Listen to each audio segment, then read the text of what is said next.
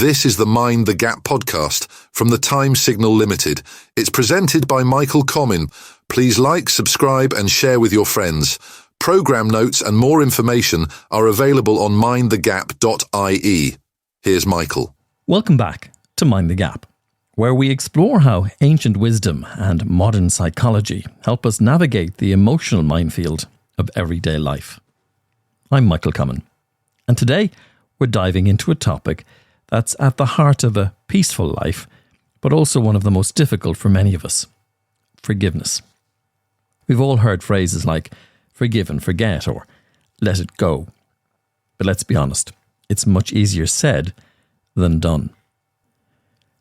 Forgiveness can feel almost impossible when someone has hurt you deeply, or if you're struggling to forgive yourself for a past mistake.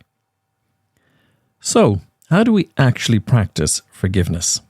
How do we let go of anger, resentment, or guilt? In today's episode, we'll unpack forgiveness through three powerful lenses: Stoic philosophy, modern psychology, and emotional intelligence. Whether you're holding on to a grudge or grappling with forgiving yourself, this episode is for you. Ready? Let's dive in. Let's start with the Stoics. When we think about Stoicism, forgiveness might not be the first thing that comes to mind. Stoicism is often associated with resilience and controlling emotions. But if we dig deeper, we'll find that Stoic philosophy offers a powerful framework for forgiveness. Take Epictetus, one of the key figures in Stoic thought. He famously said, "It's not what happens to you, but how you react to it that matters." This quote reminds us that while we can't control what others do to us, we have full control over how we respond. And that's at the core of forgiveness. Deciding to take back control of your emotional state instead of letting someone else's actions hold power over you. When we forgive, we stop carrying around the anger or resentment that weighs us down. Forgiveness is about reclaiming emotional freedom. It's not about excusing what happened, but about choosing to no longer be defined by it. Another Stoic philosopher, Marcus Aurelius, offers more insight on forgiveness in his Meditations. He writes, "Whenever you are offended at someone's fault, turn to yourself and reflect on your own failings." This hits home because it forces us to recognize something we often overlook: our shared humanity. We've all made mistakes, and we've all hurt others, sometimes unintentionally.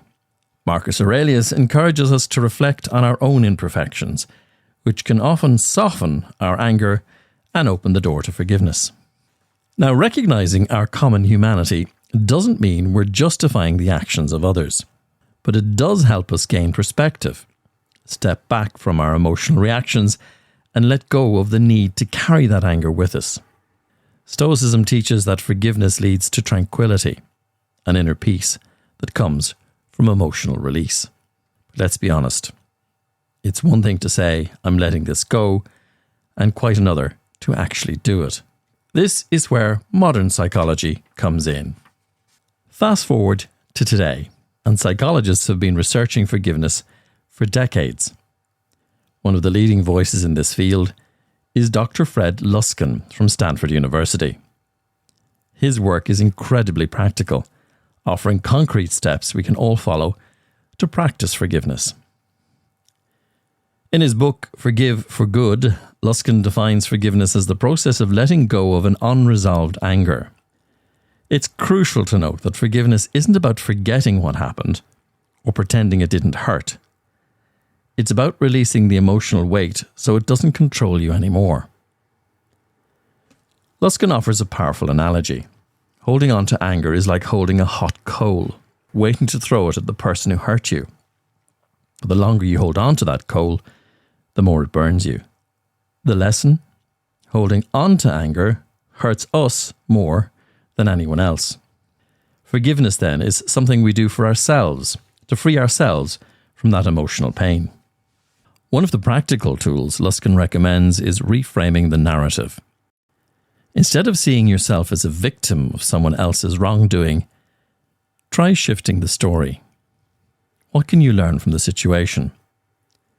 Perhaps it's a lesson in setting healthier boundaries or recognizing harmful relationship patterns.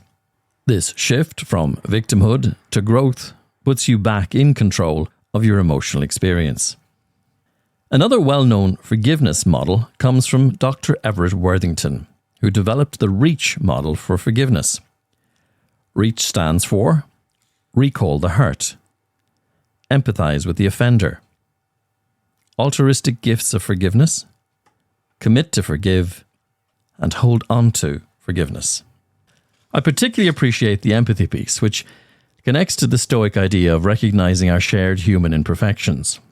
When we empathize with those who've hurt us, we see them as flawed individuals, just like us, which makes forgiveness a bit easier to practice. So, we've covered the Stoic and psychological perspectives, but there's one more crucial piece to this puzzle: emotional intelligence. By now, you've probably heard of emotional intelligence, the ability to recognize and manage your own emotions while also understanding and influencing the emotions of others.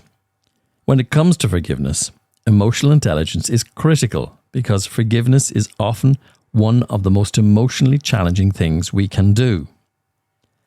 Think about it. When we forgive, we have to manage intense emotions like anger, hurt, and betrayal. We need self-awareness to recognize these emotions, and we need emotional regulation to decide how to respond, instead of reacting impulsively. In many ways, forgiveness is the ultimate test of emotional intelligence. Let's bring Brené Brown into the conversation. While she's best known for her work on vulnerability, her insights tie directly into forgiveness. In The Gifts of Imperfection, Brown writes, "Vulnerability is not about winning or losing. It's about having the courage to show up and be seen when we have no control over the outcome." Forgiveness requires that same kind of courage. When we forgive someone, we show up emotionally. We open ourselves up, knowing that we might not get an apology or closure. And that's okay, because forgiveness is about freeing ourselves from the emotional weight of the past. This idea ties back to what Jack Kornfield, a prominent teacher of Buddhist philosophy, says about forgiveness in his book The Art of Forgiveness, Loving Kindness and Peace. Kornfield reminds us that forgiveness isn't a one-time event, it's a process. We might forgive someone today, but old feelings of anger might resurface, and we'll have to forgive all over again. Forgiveness, as he puts it, is about giving up all hope of a better past. That's a tough one, isn't it? Many of us cling to the idea that if things had gone differently, we wouldn't feel the pain. But letting go of that hope allows us to move forward. Emotional intelligence helps us manage this process, guiding us to let go when we need to. Now, let's talk about what might be the hardest type of forgiveness: forgiving yourself. Often the guilt, shame, and regret we carry about our own mistakes are often heavier than the grievances we hold against others. Here, both the Stoics and modern psychology offer valuable wisdom. Seneca, the Stoic philosopher, wrote, "To err is human, but to persist in error is diabolical." This reminds us that making mistakes is part of being human.